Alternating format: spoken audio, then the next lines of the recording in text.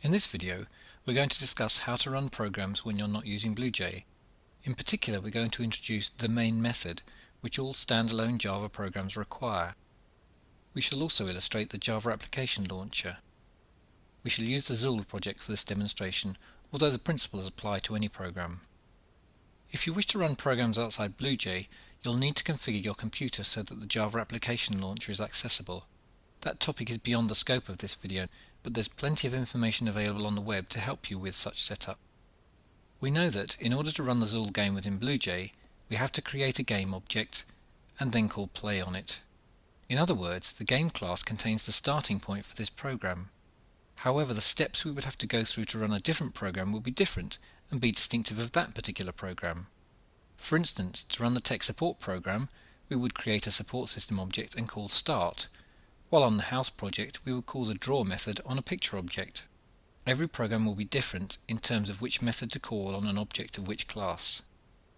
In order to simplify this situation for arbitrary programs, Java requires a specific method name for the starting point of every program. That starting point has to be called main, hence it is often referred to as the main method. Java programs outside BlueJ are run by the Java application launcher. When the launcher goes to run your program, it will expect to find a main method. BlueJ does not require that programs define a main method to be run, but you need to be aware of how to write this method if you want to run programs outside BlueJ. The main method is a static method rather than an instance method. This means that there doesn't actually need to be an object of its containing class for the launcher to be able to call it. For that reason, a common convention is to write a class that just contains the main method for the program.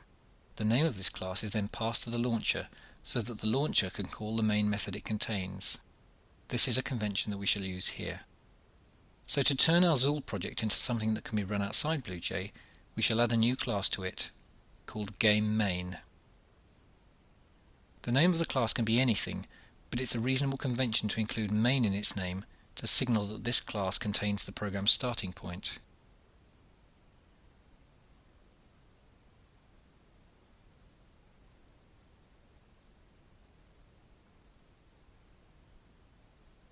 Because there will not actually be a GameMain object when this program is run, we shall leave out the constructor.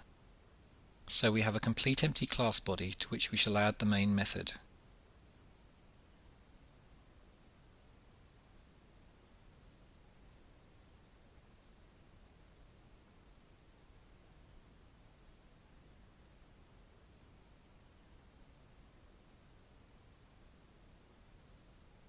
The return type and parameter list of the main method are stipulated by the language.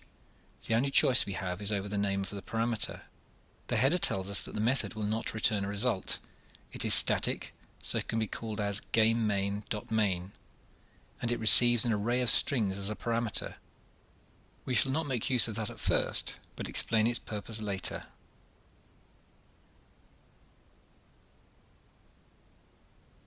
In the body of the main method, we essentially have to reproduce the steps we would take if we were running the program interactively in BlueJ. In other words, we need to create a game object and then call the play method on it. And that's it. We can see how this works, still within BlueJ, by calling the method from the game class in the class diagram. We can do this because it's a static method. We're asked to provide the method's parameters, but we shall leave that as an empty array. As we would expect, the game plays as before.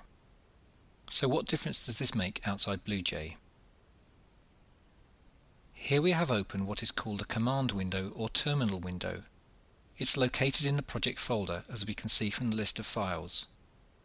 This window has nothing to do with BlueJ, it's one of the host computer's applications. This is where the exact means for running programs will differ from system to system, and you will need to set up your system properly to be able to reproduce what we do here. If the system is set up correctly, we shall be able to start the launcher by typing Java. However, the launcher will want to know which class contains the main method. Firstly, let's show you what happens if you give it the name of a class that does not contain a main method. We see exception in thread main java.lang.nosuchmethoderror main, which means that class doesn't have an appropriate main method. So let's give it the correct class this time. and the program runs, as we've seen before. Note that it's running directly in the command window we ran it from. There's no separate BlueJ terminal window brought up, because that was part of BlueJ, and BlueJ is not involved at all here. The game works exactly as before. Note that, depending on your system setup, you might have to give the launcher a little more information on the command line. This is called the class path, but we won't go into the reasons behind that here. Let's go back to BlueJ and find out about the main method's array parameter. The idea of the parameter is to enable the program to receive additional information when it starts up. For instance, we might want to tell the program what the player's name is so that it could use it during the game. Let's assume that if the array parameter contains a single item, then it's the player's name, and let's print a hello message, purely for illustrative purposes.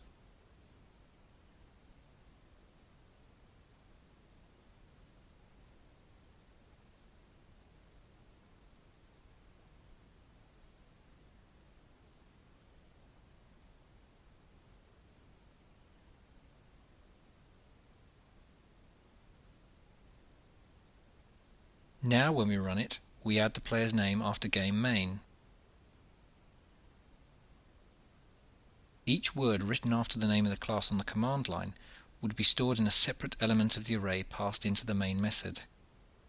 In summary, we've seen that in order to be run outside BlueJ, a Java program must have a main method. A program is run by passing the name of the class that contains the main method to the Java application launcher. The main method must be called main, and it must be static and void. The method must have a single parameter, which is an array of string. Text on the command line following the class name is stored in this array one string per word.